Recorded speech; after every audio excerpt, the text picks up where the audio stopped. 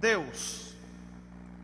Por muitos séculos, nossa cultura cristã tentou, através de seus filósofos, conceituar Deus, caracterizar-lhe muitos conceitos, mas somente Jesus, utilizando-se de uma linguagem simples, mas porém carregada de alta carga emotiva, conseguiu fazê-lo com perfeição, chamando-o de Pai. Deus, esse Pai Criador, o genitor divino, causa incausada de todas as coisas. Se nós perguntássemos hoje a todos os presentes aqui nessa palestra, quem é Deus? Cada um de nós teria uma resposta pessoal e única sobre quem é Deus. Cada um de nós, utilizando-se da nossa visão. Mas Hippolyte Léon Delis Rivail, Allan Kardec, na sua condição de cientista, de pesquisador, de homem de ciência, ele utiliza-se de um método científico e faz uma pergunta que muda toda a estrutura teológica até o momento.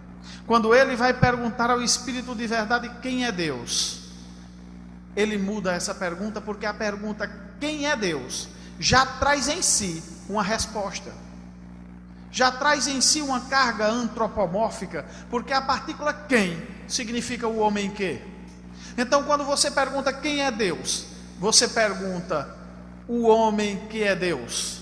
Quem é o homem que é Deus? Você traz a figura divina, a divindade suprema para o antropomorfismo. Mas Kardec, na sua condição de cientista, ele pergunta: que é Deus? E o Espírito de verdade lhe dá uma resposta que abraça o infinito, mas não é definitiva. O Espírito de verdade responde: Deus é a inteligência suprema, causa primeira de todas as coisas. Mas como Kardec, na sua condição de pesquisador, ele não se atém única e exclusivamente na resposta, ele não se detém na resposta, não se dá por satisfeito e pergunta novamente: e que prova se pode ter da existência de Deus? E o Espírito de verdade, através de um axioma que aplicais à vossa ciência: não é efeito sem causa. Portanto, tudo que não é criado pelo homem, por Deus, o é. Mas voltando à nossa história, no ano e no dia de 10 de novembro de 1793, do púlpito da Catedral de Notre-Dame, o intelectual Pedro Gaspar Chomitte, quando se levanta para fazer o seu discurso acalorado, celebrando as vitórias da Revolução Francesa, essa revolução industrial, econômica, social, que mudaria de vez todo o panorama do nosso globo. Ele, no empolgar de suas palavras, no decorrer de sua eloquência, ele decreta o fim de Deus, a morte de Deus. Ele diz ao povo que o mundo hoje não precisa mais de Deus, que Deus não passa de um dogmatismo das religiões e que a ciência é capaz de explicar o mundo, a natureza, a vida por si só. E naquele frenesi, várias pessoas saem com ele em passeata na França daquela época e destroem vários templos religiosos, destroem várias imagens, e conta a história que na Grande Ballier, um bairro humilde da França, há aquela horda de pessoas revoltadas e revolucionadas, alucinadas com o então surgimento do materialismo, se deparam com a pequena igreja e o seu jardineiro à frente, capinando o mato, e as pessoas dizem: jardineiro, abre o portão que nós viemos destruir todos os sinais de Deus. E o jardineiro diz: onde estão suas escadas? Porque para vocês apagarem os sinais de Deus, a primeira coisa que vocês têm que fazer é apagar as estrelas. Quase 200 anos depois, quando o materialismo vem tomando o corpo cada vez mais através das figuras de Marx e de Engels, dos filósofos, mais precisamente na década de 1960, surge o movimento hippie, que quebra com todos os paradigmas culturais da época, e 4 jovens empolgados com a efervescência da música da época, 4 jovens que unidos tocam sob a denominação de The Beatles e sob a orientação de um cidadão chamado John Lennon, asseveram que hoje eles são mais importantes e mais conhecidos do que Deus. E diante de toda essa efervescência de materialismo, da negação da divindade divina, os grandes cientistas, no alto do seu egocentrismo, todos eles achavam bonito e elegante se proclamar materialistas, se proclamar ateus, e em todos os momentos, em todos os púlpitos, eles faziam questão de demandar, de propagar o seu materialismo e propagar a morte de Deus. Mas um cientista em particular, o Dr. Cressy Morrison, que durante 40 anos foi diretor do Museu de História Nacional de Nova York, ele a todo momento, quando era questionado pelos seus colegas materialistas, ele sempre se afirmou como cristão. E todos os outros cientistas, mas você, um homem de ciência, um pesquisador, acredita em Deus? Em todo momento, ele, como diretor do Museu de História Natural, ou seja, o maior reduto de ciência da época, ele, de tanto ser indagado pelos seus colegas, ele publica um livro espetacular, no qual ele narra os 7 razões pelas quais ele acreditava em Deus. E esse livro é fantástico, porque a primeira razão pela qual ele acredita em Deus é o resultado de uma experiência. E narra ele no livro que a todo momento os seus materialistas diziam que o mundo surgiu por acaso, o Big Bang foi por acaso, e por acaso a evolução foi criando a vida e a inteligência, os animais, e o mundo foi surgindo. E ele, utilizando-se da lei da probabilidade, provou que a lei de causalidade não pode fazer nada. E essa experiência é bem simples. Ele diz que você pegue 10 moedas e enumere-as de 1 a 10. Coloque todas as 10 em um bolso e tente, de uma única vez, tirar a moeda número 1. Ele diz que a lei de probabilidade diz que você vai ter uma tentativa de êxito para 10 tentativas erradas. Se você devolver a moeda de R$1 e de número 1, para em seguida puxar 2 moedas onde saia a número 1 e a número 2 em seguida, ele diz, a lei de probabilidade narra que você vai ter uma chance de êxito para 100 chances equivocadas. Devolvendo-se a moeda 1 e 2, para sem olhar de uma única vez, você tirar 3 moedas onde saiu em sequência a 1, a 2 e a 3, você vai ter uma chance de êxito para 1000 tentativas erradas. E devolvendo-se elas em sequência para tirar uma por uma, na que você consiga tirar as 10, onde vem a sequência 1, 2, 3 até a 10ª, em seguida, ele narra que você vai ser uma tentativa de acerto para 10 bilhões de tentativas equivocadas. Então a lei de causalidade não pode criar nada. Se nós olharmos a condição de habitabilidade do nosso planeta, nós já vamos ver que algo pensou. Alguém pensou que teria que ser dessa maneira. Não foi por acaso que o nosso planeta é nosso habitat e que ele está em perfeita sintonia com o nosso corpo físico. Se nós pararmos para ver as leis de harmonias universais, nós vamos acreditar em Deus. Exemplo, o nosso movimento da Terra. O movimento da Terra em redor do seu próprio eixo, que é de 24 horas. E alguém pensou que tinha que ser assim. Porque se assim não fosse, se o movimento da Terra em seu próprio eixo fosse de 120 horas, a vida na Terra não existiria. Porque nas 120 horas de luz do sol ou calor, a irradiação solar e o calor seria tão grande que a vida na Terra não existiria. E se alguma criatura viva sobrevivesse a essas 120 horas de calor, com as 120 horas de frio e de escuridão, a vida seria aniquilada. Alguém pensou, algo calculou que teria que ser assim. A nossa atmosfera terrestre, que mede 60 quilômetros, se ela fosse 10 quilômetros menores, a vida na Terra seria impossível, porque nós seríamos a todo instante bombardeados por meteoros, por meteoritos, por pedaços de astros que caem aos milhões diariamente no nosso planeta, e ao cair entram em atrito com nossa atmosfera e são destruídos. Está aí, são as nossas estrelas cadentes. Se o nosso mar fosse mais profundo, apenas 3 metros, a vida na Terra seria impossível, porque esses 3 metros iriam consumir todo o oxigênio e todo o hidrogênio, acabando com a vida na nossa Terra.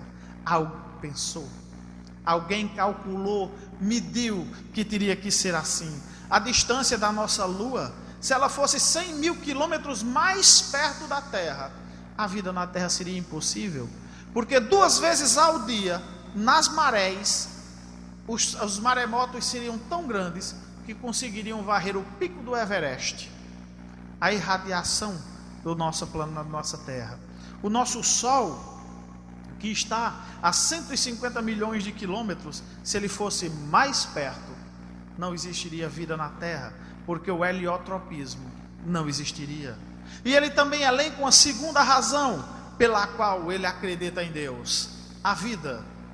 A vida, se nós perguntássemos a cada um dos aqui presentes o que é a vida, pedíssemos a cada um, nos dê um conceito de vida. Um filósofo daria o seu conceito do que é a vida de acordo com sua corrente filosófica. O médico, o biólogo, o psicólogo, o poeta talvez fizesse uma poesia para retratar a vida. Cada pessoa iria retratar a vida de acordo com a sua própria visão. Mas o que é a vida? O que é a vida?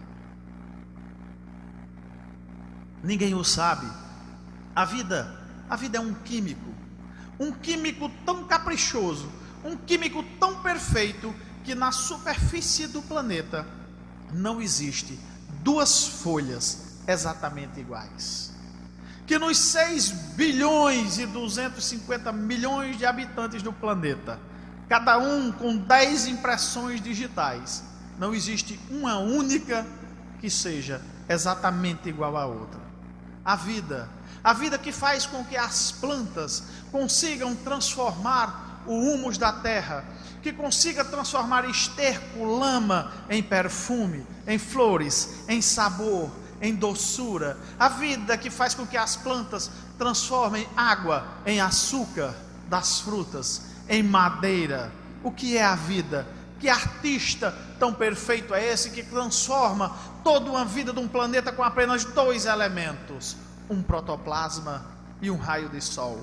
Conta a ciência moderna que se toda a vida orgânica do planeta fosse extinta de uma única vez e ficasse apenas um protoplasma, que é a menor partícula viva, e um raio de sol, esse protoplasma, ao contrário com o raio do sol, ele ia se subdividindo e subdividindo e subdividindo de uma maneira tal que em apenas 10 milhões de anos toda a vida no planeta estaria refeita.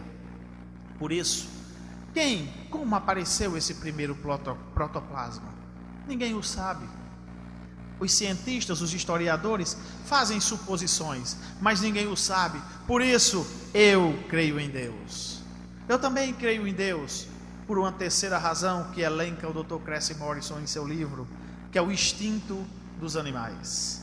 Esse instinto dos animais tão perfeito que nós não sabemos de onde vem, para onde vai, como é que eles sabem daquilo. A própria ciência ainda não descobriu de onde vem o instinto dos animais, em que parte exatamente se localiza nos animais o seu instinto. Mas que, tomando o exemplo de uma vespa, o que nós aqui no sertão chamamos de maribondo, cavalo do cão, uma vespa, quando ela vai se reproduzir, ela sabe que vai morrer. Ela só se reproduz uma única vez. E ela também sabe que seus filhos são insetos e que todo inseto já nasce adulto e já nasce com fome. Então ela faz um voo, a vespa faz um voo, onde ela procura ou um gafanhoto ou uma aranha, para que ela possa pôr os seus ovos dentro da aranha. E ela, ao encontrar a aranha ou o gafanhoto, dá-lhe uma picada no sistema nervoso central, que imobiliza a aranha, mas não a mata. E ela carrega a aranha para dentro do seu buraco, porque lá no tórax daquela aranha, ela vai depositar suas larvas, porque ela sabe que suas larvas vão precisar comer carne, e carne viva. E a aranha está lá, dura, viva, e quando as larvas eclodem, elas começam a comer a aranha do tórax, das partes não vitais, até chegar nas partes vitais, que é quando a aranha morre, e as larvas já têm a tamanho de sair e procurar seu próprio alimento fora. E ela nunca erra. Quer ver? Quando você tiver uma casa de Maria de Barro na sua casa, quebre. Você vai ver que em toda casinha daquela tem uma aranha dentro. Ela está viva, sendo comida viva pelas larvas do maribondo.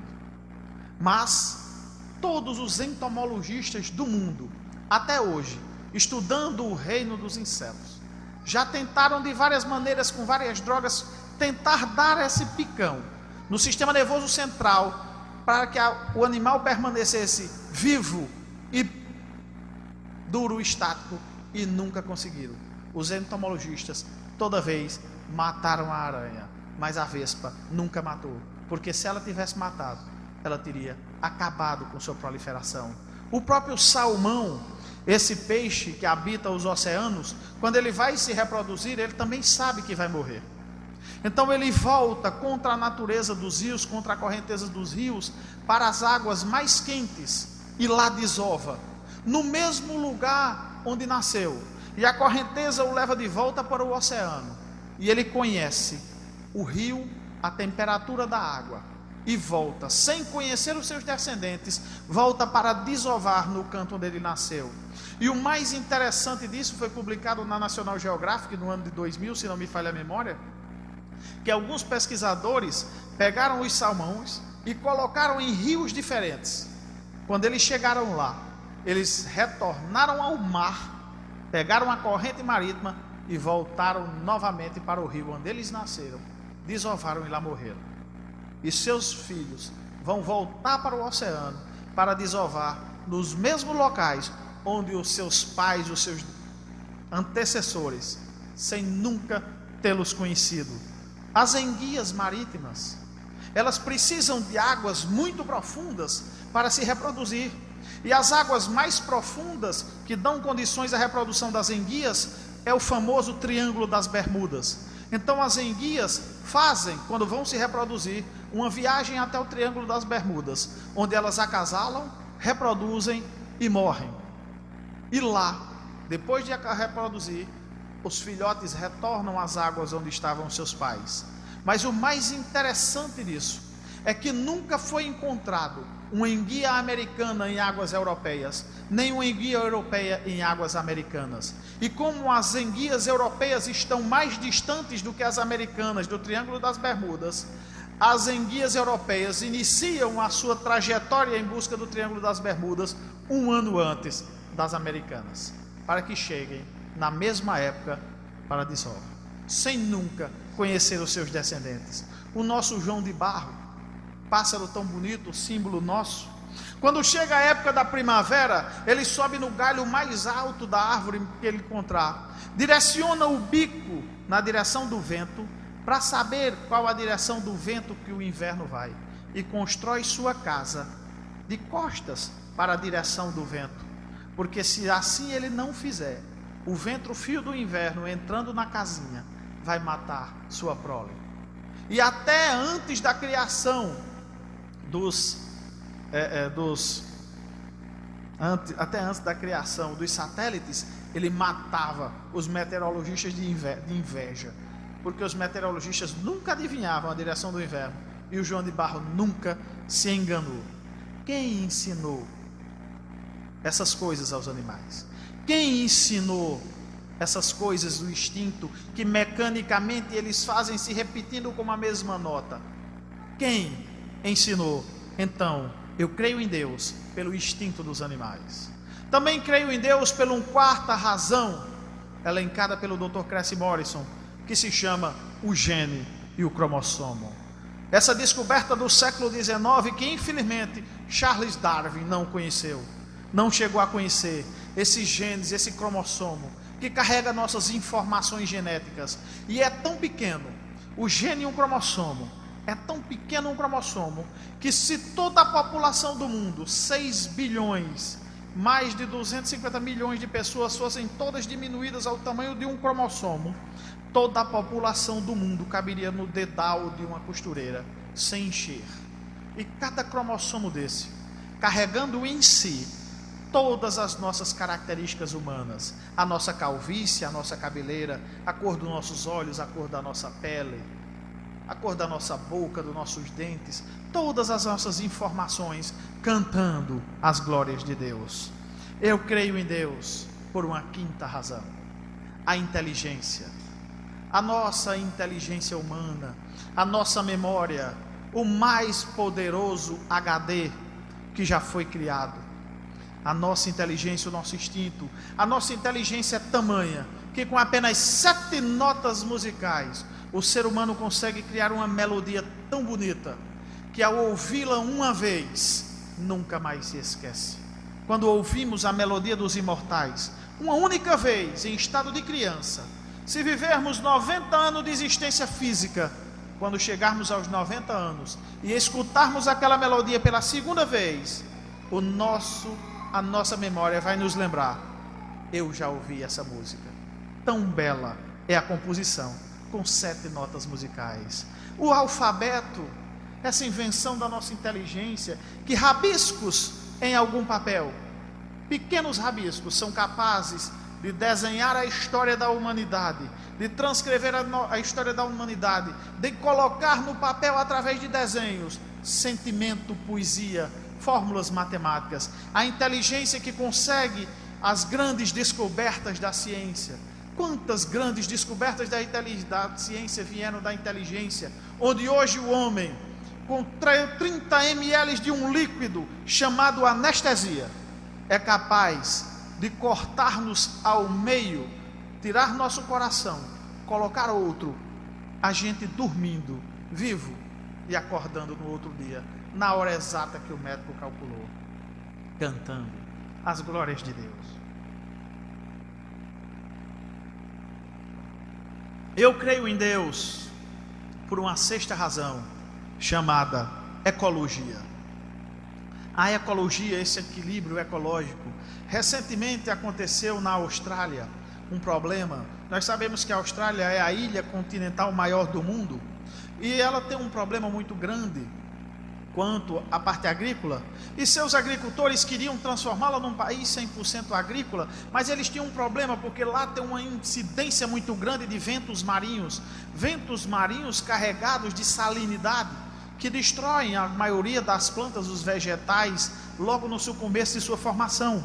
Então eles precisavam criar uma cerca que barrasse esse vento, e procuraram no mundo e encontraram no sul da África um cactus, um cactáceo, que se desenvolvia muito rápido, que se reproduzia muito rápido, que tinha folhas, que tinha raquetes muito largas, e plantaram, e ela serviu perfeitamente, barrava o vento, retinha toda aquela salinidade. Só que houve um problema: esse cactus não tinha um inimigo natural na Austrália, e ele começou a se desenvolver, de uma maneira tal que em apenas 10 anos ele tinha ocupado uma área equivalente às Ilhas Britânicas. Eles usaram herbicidas para destruir o cacto, mas ele saía de um pequeno ponto de raiz no chão. Usaram herbicida, usaram tratores, usaram lança-chamas, e foi aberto um chamado internacional, e na cidade de Sydney houve um congresso de entomologia, onde eles precisavam achar um inseto que se alimentasse daqueles cactos. E eles, procurando, encontraram esse inseto na Amazônia brasileira. Um inseto que se reproduzia muito rapidamente e que tinha uma fome muito voraz. Reproduzia demais e tinha muita fome. Tinha que ser brasileiro esse inseto. Não podia ser de outro lugar. Se reproduzindo muito e com muita fome. E foi levado esse inseto para lá. E esse inseto começou o seu trabalho. E quanto mais o inseto comia as cactáceas, mais se reproduzia, mais comia, mais se reproduzia. E em menos de um ano, as cactáceas estavam se acabando. E veio aquele alerta: meu Jesus, quando os cactos se acabaram, o que é que a gente faz com os insetos? Mas aí, quando os cactos se acabaram, houve um equilíbrio. Os insetos começaram a passar fome e morrer. Então veio o equilíbrio ecológico. Havia pouco cactáceo, também pouco inseto. Porque os insetos são seres que crescem da hora que nascem até morrer. Os insetos não param de crescer. Mas os insetos, diferente de nós, eles respiram por tubos. Eles não têm como nós caixas pulmonares. Então eles respiram por tubos. Então os insetos continuam crescendo sempre, mas os seus tubos respiratórios não crescem. Por isso que eles têm uma morte rápida, uma morte lenta. Você já imaginou se os insetos tivessem como nós caixas pulmonares que deixassem eles crescerem por vários anos? Era capaz da gente passar e sair aí na frente, dar um chute numa barata do tamanho de um cachorro dálmata. Imaginando que no nosso planeta, só catalogado pela ciência, pela entomologia, nós temos 750 mil famílias de insetos. Então alguém pensou, algo calculou que devia ser assim. Por isso, eu creio em Deus. E eu creio em Deus por uma sétima razão, chamada a imaginação. A imaginação, que só se pode crer em Deus através da imaginação. É a imaginação que nos dá aquela capacidade, que nos dá a faculdade de olhar para o céu, perceber o infinito sem limitá-lo, perceber o absoluto sem limitá-lo, sem dar um fim.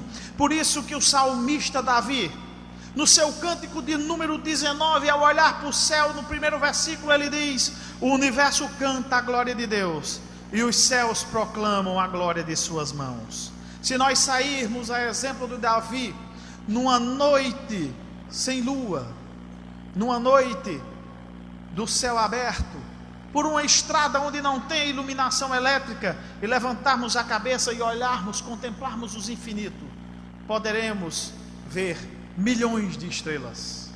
Não é verdade? Lê do engano.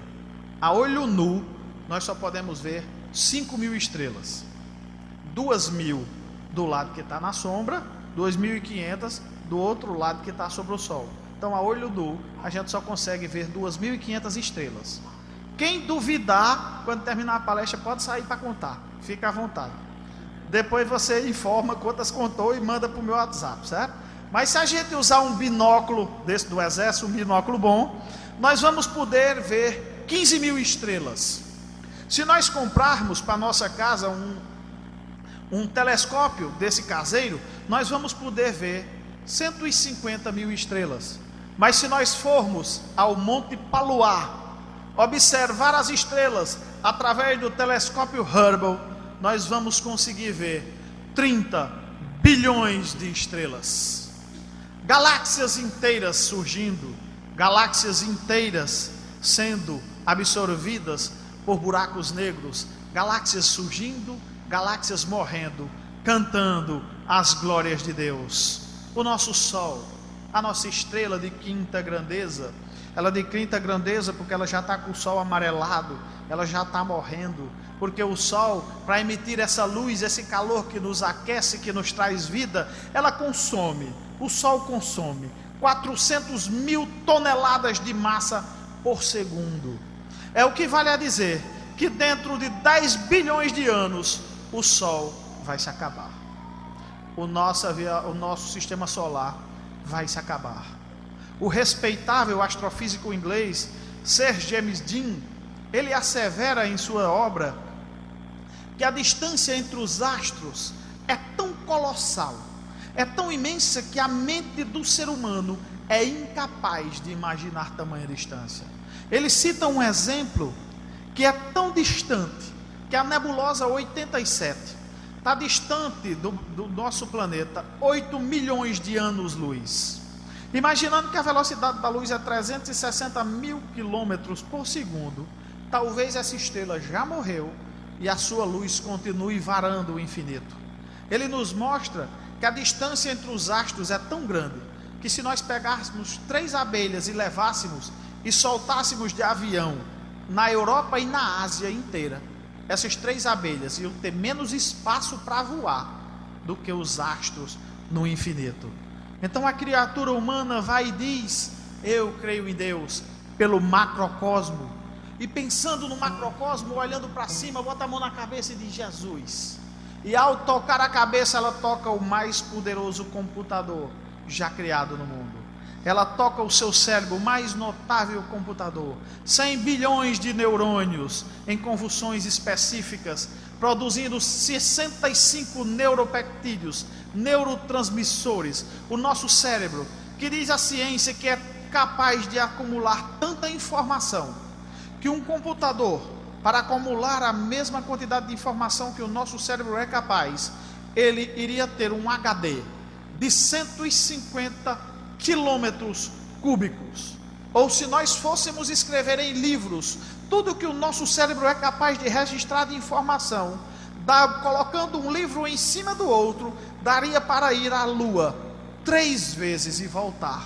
E mesmo assim seria insuficiente, porque enquanto a gente ia e voltava, o cérebro continuava registrando informações. E o nosso cérebro, que morre neurônios a milhões por dia, morre muitos neurônios por dia conosco.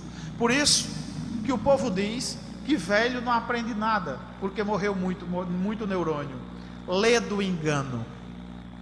Todas as vezes que morre um neurônio, os outros neurônios, eles incham, eles se expandem para ocupar o lugar daquele que morreu, numa mente que é trabalhada.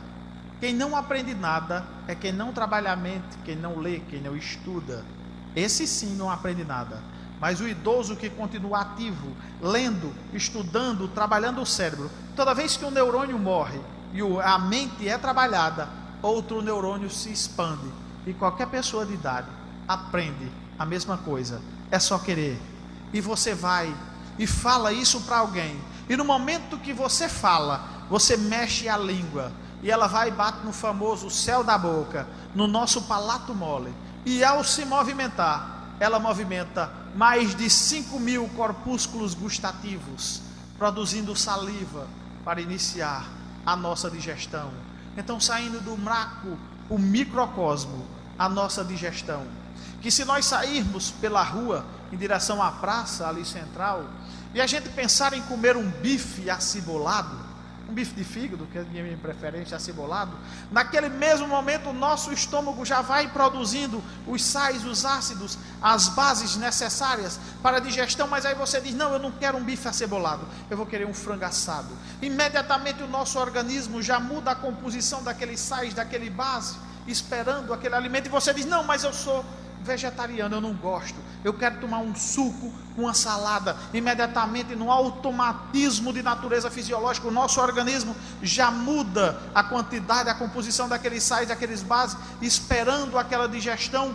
E o nosso organismo, sem que a gente precise mandar, só no pensamento, ele já vai trabalhando o sistema digestivo numa natureza fisiológica automática, cantando as glórias de Deus.